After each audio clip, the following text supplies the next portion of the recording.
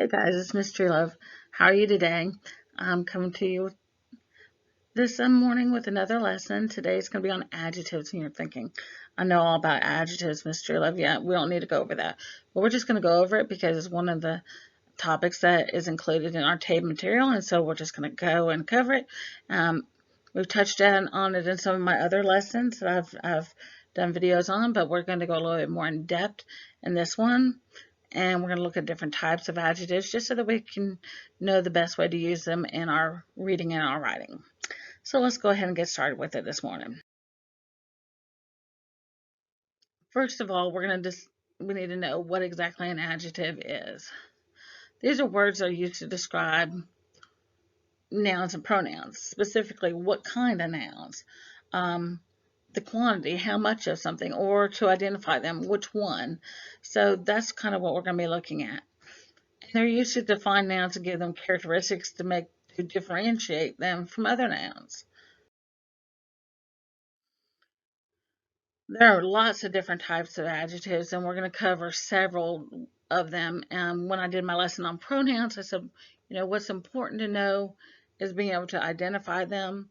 And so there's all kinds of names for them. Knowing the names of them isn't necessarily what's important. Knowing the application and how to identify them is what's important. So don't stress out on the fact that, oh, there's all these titles.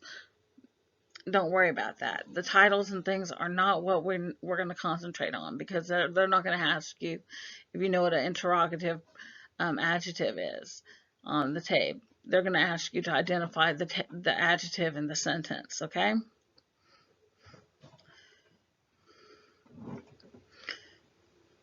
So there are many different types of adjectives. We're going to look at adjectives of quality. They're used to describe the nature of a noun. They give characteristics about give an idea about the characteristics of a noun by answering the question, what kind?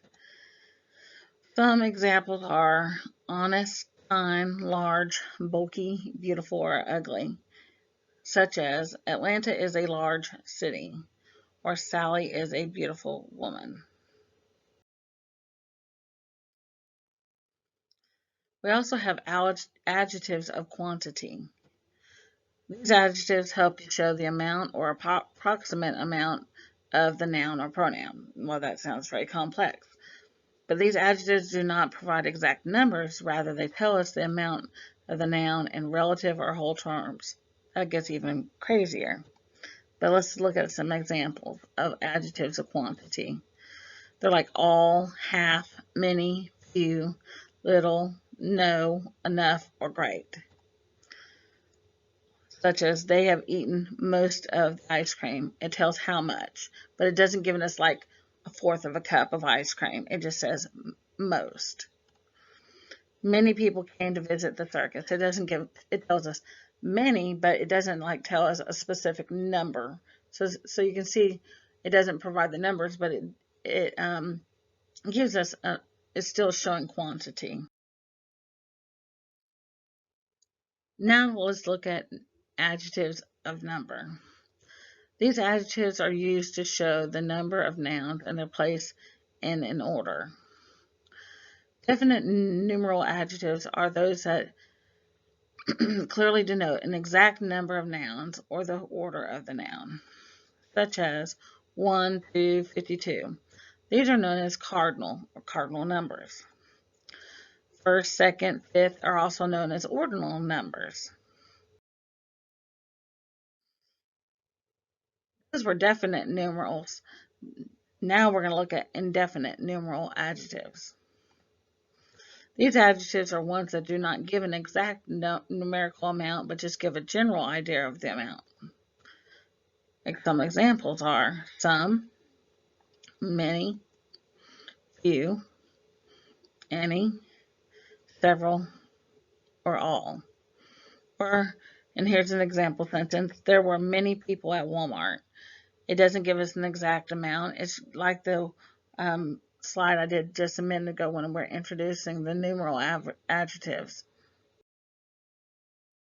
Now we're going to look at distributive numeral adjectives, Lots of names I told you. Remember, what's important is remembering how to identify them and to use them in sentences, not to remember all these names. These adjectives are used to refer to individual nouns within the whole amount. Some examples are either, neither, each, another, or other, such as taxes have to be paid by every employee that is a citizen. So that refers to a specific person, but it doesn't tell us 120 million Americans or whatever there is of us had to pay taxes. It just tells every. Then we have demonstrative adjectives, otherwise known to some people as demonstrative. They're used to point out or indicate a particular noun or pronoun using the adjectives. Some examples are this, that, these, or those. That bag belongs to Tyler. It points to a particular noun, which is that bag, which is bag, that bag, a specific bag. Try using this app. Which app? This app on your phone. I really like those chips. Which chips? Those chips. And these guys are silly. Who's silly? Those guys. You guys. You know who it is.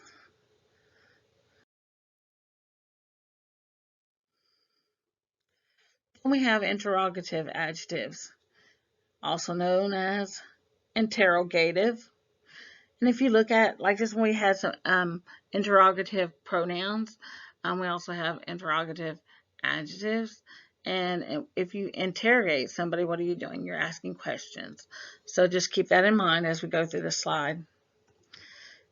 These adjectives are used to ask questions about nouns or in relation to nouns. So this makes sense, right? Some examples are where, what, which, whose. Some examples of using them in sentences are, where did he say he was going? What assignment did I miss out in class? Which is your favorite donut? I had a donut this morning. It was good. Whose pencil is this?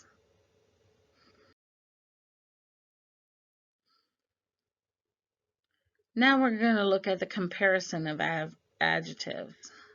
When we want to compare two or more nouns using adjectives, we use the comparative and superlative forms of adjectives to show the comparisons between the nouns. Now that's a mouthful and an earful, but you'll understand this more when I click this next slide. Some examples are honey is sweet, sugar is sweeter, but victory is the sweetest. So we have sweet, sweeter, sweetest. I'm sure you remember from early in elementary school when you had to learn those superlatives and comparatives where you do sweet, sweeter, and sweetest, fast, faster, fastest. Um, those type of words. So in this sentence, we are comparing the three nouns using the positive, comparative, and superlative forms of the word sweet. We're going to look at positive forms now, positive forms of adjectives. These are the simple adjectives that simply describe the noun without comparing it to another, such as big, sweet, clean. Examples are, sentences are, she has a big black bag. He is a sweet boy. The bathroom is clean. Now we're going to do the comparative form. These are used when comparing two nouns and need to show which noun possesses the adjective or character in a greater or lesser amount when compared to the other. That is not supposed to say she. Pretend that's not there.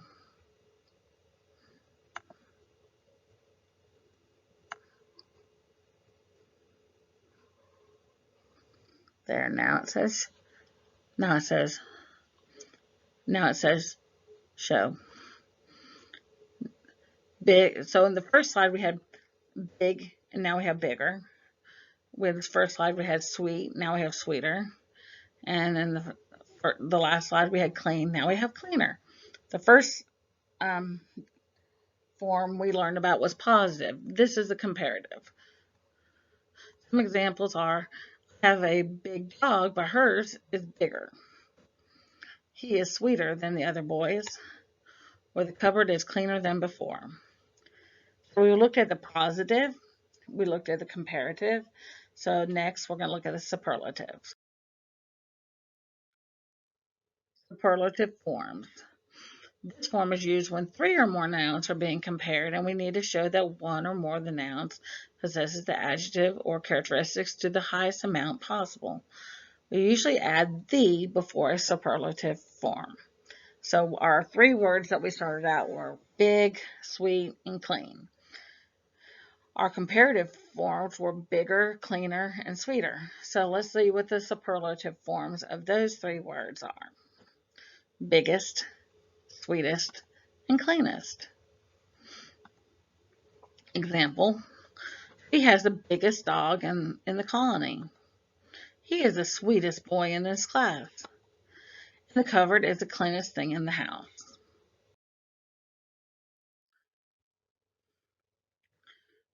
So when you're making comparatives and superlatives, there are certain rules that must be followed. Not all adjectives and their comparatives and superlatives are used in the same way, and there are also some irregular adjectives that form their comparative and superlative forms. So if it wasn't already confusing enough, there's all these rules, these other rules. And so let's just look at them. Rules. If you have a single syllable word and a double syllable word, if they're ending in Y, ER, OW, or LE, we're going to use ER to make the comparative or the superlatives, okay? So we have black, blacker, and blackest. Fair, fairer, and fairest. Clever, cleverer, or cleverest. So we just are, so if they're just one syllable, then we're just going to add the ER or the EST to the words. Okay, black, blacker, blackest. Fair, fairer, fairest. Nice, nicer, nicest. Because those are just one syllable words. So let's move on to when there is a silent E at the end of a positive form, we're going to remove that silent E and add ER. Or you could just say we're just going to add the R. But or EST. We're going to drop that E. So that silent E is usually in our long vowel words. So you have nice, nicer, and nicest, late, later, and latest.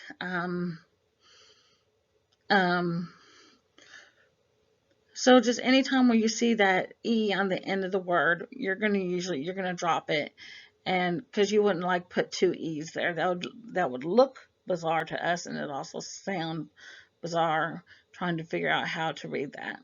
So just drop the E and add the ER and the EST. And so that's another rule is when the adjectives end with a Y, we convert the Y to an I before we add the ER and the EST. So we have prettier, we have pretty, so when we turn it to the comparative and superlative forms, we're going to drop the Y off those words and add the the IER and the IEST. Pretty, prettier, prettiest. Lazy, lazier, laziest. Um, Funny, funnier, funniest.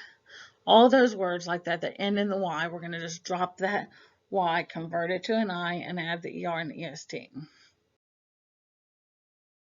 Now, if the adjective is a small one with very little stress on the vowel, then we're going to double that last consonant, like hot. Becomes hotter. We add two T's there. Wetter. Um, so just know if it's a small word, usually three letter words. Trying to think if there's any that are have more than three letters that follows that rule, but I can't think of any offhand. Um, so let's look at our next rule. For other double syllable words that do not end with y, er, ow, or le, for adjectives with more than two syllables, we use more and most to form the comparatives and superlatives. So some of these words, like difficult, you're not going to say difficulter or difficultest. You're going to say more difficult and most difficult. You're not going to say carefuler or carefulest. You're going to say careful, more careful, and most careful. And it's not handsomest, it's handsome, more handsome, and the most handsome. It wouldn't be interesting-er or interestingest. It's interesting, more interesting, and most interesting. Now I've heard handsomest. That's the handsomest person I've ever seen. That's actually incorrect, but I've heard that being used. That's just one that comes off of the top of my head as one that I know that people have used. So a lot of times people are using incorrect grammar when we talk. So, but it's good just to know what the correct forms of these words are. There are a few adjectives that can use both er and est and more for their comparatives and superlative forms. The distinction between these is that the er and est are used when comparing the noun to another noun, and most is used when we're comparing characteristics within the noun. So we have the word clever. So we have cleverer or more clever, cleverest or most clever. He is cleverer than her, or he is more clever than studious. Quiet or more quieter or more quiet. Quietest, most quiet. This is the most quiet place, or this is the quietest place. Or brave, braver or more brave. Bravest, most brave. She is braver than most girls. She was more brave than afraid. So you can see with these words, there's just these rules, and it's just, in this case, you can use pretty much either or of these, and that's where it gets confusing. So then we have these irregular comparisons. These adjectives did not make their comparative or superlative forms using any of the other rules we've covered. Their comparative or superlative forms are different words altogether, like bad, worse, and worst. You're not going to say badder and baddest, but do we hear those words? Yes. Or we have good, better, and best. When I was a young girl, when I was in 4th grade, I had a teacher, Miss Matthews, probably my favorite teacher, and she taught us a little saying, good, better, best. Never let it rest. Till your good is better, and your better best. And that's how I always remember that one. And that stuck with me since the 4th grade, which is like 5 years ago, It wasn't that long ago, since I'm just so young. But then we got far, further, and furthest. So it's different for a place and a time as it is for a place. So there's one's further and furthest, but then you have farther and farthest. So are you confused yet? Just know that I don't think that this is the type of stuff they're going to try and pull the wool over your eyes on the tape, y'all. This is not where they mean to confuse you. So if we're not going to stress over this, right? Correct. If you're going to stress over this, we're going to have words because we're going to talk, because this is not worth our being confused over. This is just for you to, if you go on Jeopardy, to know, okay? So we have little, less, and least. we have late, latter, and last. So, like I said, there are all these rules, and there's all these exceptions to the rules, and they can be very confusing. The most important thing, like I've said at the onset of this video and throughout this video, is what's important about learning these adjectives is really, one, to identify them, and then to know that you're using the correct adjective.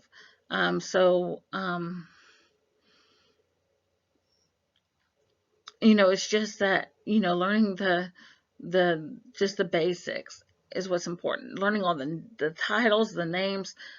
After today, I advise you maybe just like to erase that from your mind, but I just did this for the sake of presenting the information to you so that you can see that there's different ways that they're used.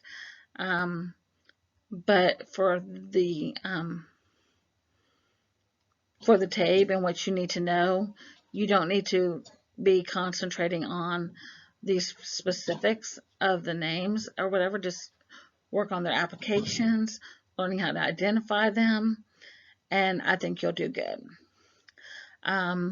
With that being said, I'm going to let you guys go. I am uploading a lesson to ixl.com. Always remember, your username is your first name followed by the number 1 at Job Corps, which mine would be Kathy1 at Job Corps. Your password is going to be Joyful1. That's all lowercase letters. If for some reason you need to contact me, you can contact me at truelove.catherine@jobcorps.org or reading1gjcc@gmail.com. You can leave me a message on the Google Classroom or on the Gadsden Bulldogs Facebook page. Like I said, I'll be posting an assignment on IXL. Until then, take care of yourself. Use some of these wonderful adjectives and make your speech and your writing just so much more interesting. And have a great day.